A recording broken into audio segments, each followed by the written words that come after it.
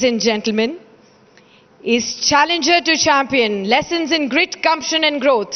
Building a market-leading brand requires more than a strategy. It demands courage, innovation and the ability to reinvent. The session will explore how fearless entrepreneurs break barriers, challenge conventions and scale businesses beyond limits. As also, we will be hearing from one of the other czars from the real estate space to be with us and the FMCG space to be with us, Mr. Harsh Mariwala, Chairman of Marico Ltd, to be with us on this stage. Huge round of applause, Mr. Mariwala, for being with us on stage. And to chair this session, I will be inviting Shailendra Bhatnagar, Chief Analyst and Editor of Markets on Business Today.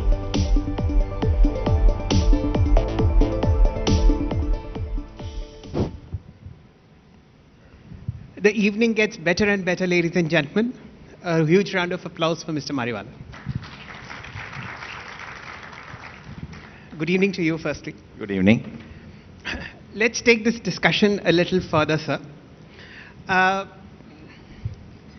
When you look at professionalizing management, when you look at how people get hired to create long-term value for both shareholders as well as existing employees, you've been known to hire people more intelligent than you so that boardrooms become a good place to do great business with.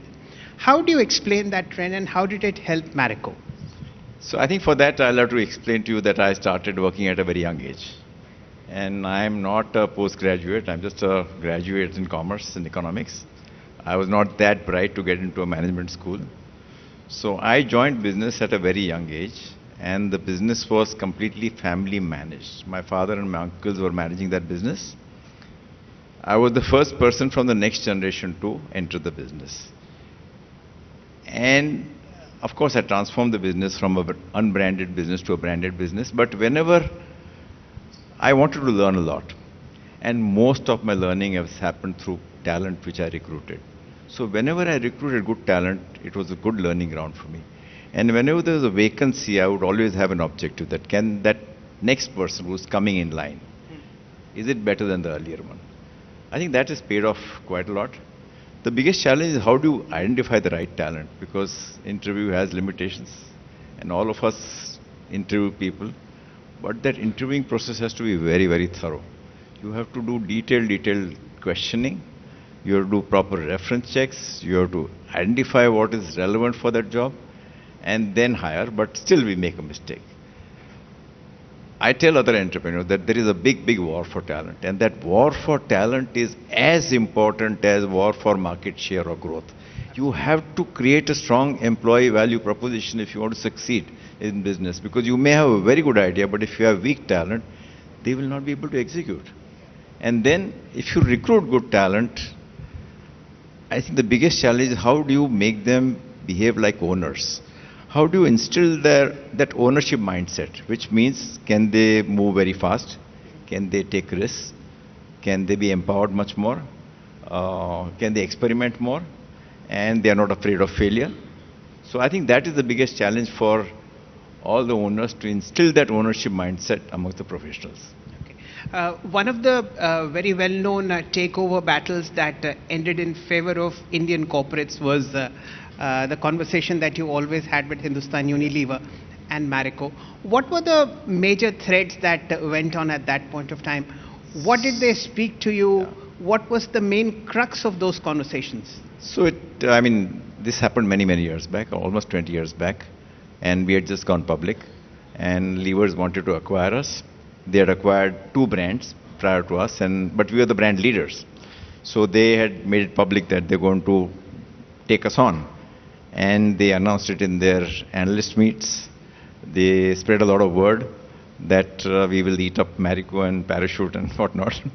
So there was a lot of fear within me, within the organization, but I was very clear that I am not going to sell out, Many approaches made to me through bankers. I also got a direct phone call from the chairman of Levers, please sell out, otherwise your history. So what did you tell him? If you sell out, all your future generations will be taken care of financially. And I said, I'm not after money, Mr. Dadi said, So I took them on, but it was not obstinacy, or it was just, I went much detailed, I also went to Ahmedabad to meet Karsan Bhai Patel, who had taken on levers. I spent time with him and analyzed in detail what can they do.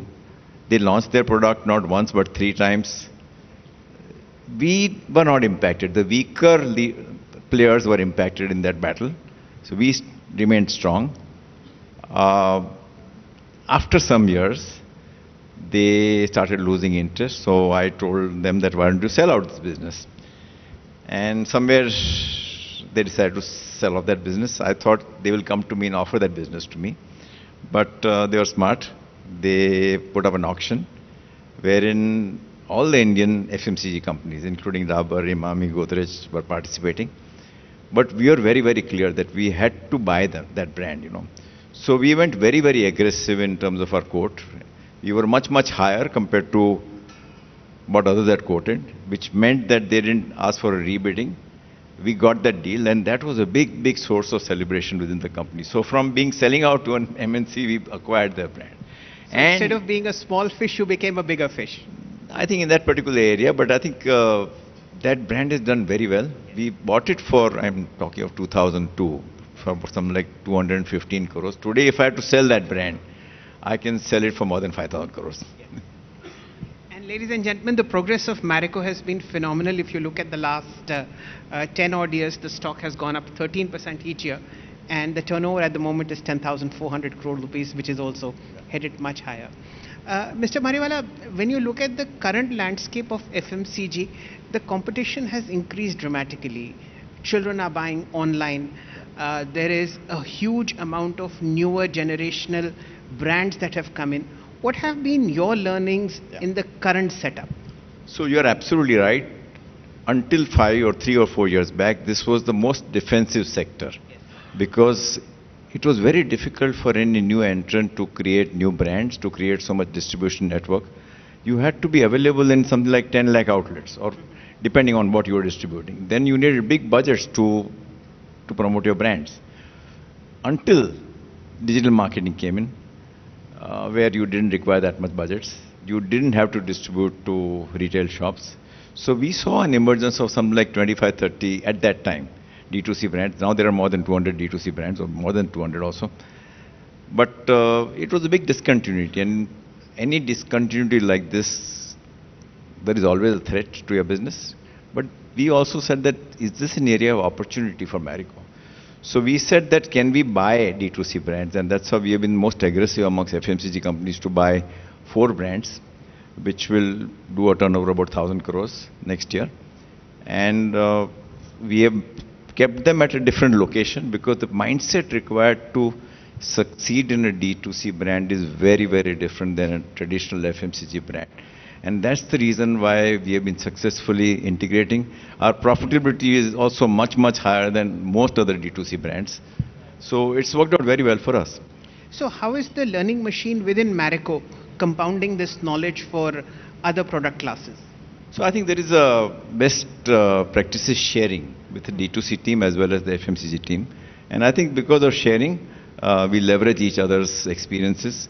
The products, when they reach a certain level, they get distributed through our distribution network. So there is a synergy, but they have to be managed separately because the skills required are very, very different. Okay. And finally, Mr. Mariwala, it's been a great life. You've moved from managing businesses to Rangshala. You have such a wonderful life in terms of theatre. Who is the true Mr. Mariwala at this point of time, and what do you look forward to over the next 5-7 years? So I think any individual has to evolve, go on evolving. When you were small, I was doing things. When you're medium sized, you're getting things done. And when you're large, you are influencing others. So at this stage, I'm at the influencing stage where I'm not getting things done, but I'm more an influencer, whether through speeches or book or whatever I do. So I think my life has evolved, and I've reinvented myself in the last few years after I stepped down as managing director, and I do a lot of things which are now purpose-led. So can I make a difference to others? This is my motto in life. So can I make an impact to others, and not just, because ultimately beyond a point, money is not important. I think ultimately the role of any organization is to look at all stakeholders. The organization exists for all stakeholders and not just shareholders. So how can you enrich each and every stakeholder, whether it's your customers, associate, employees, shareholders, and society? What a wonderful conversation, ladies and gentlemen. A round of applause for Mr. Mariwala.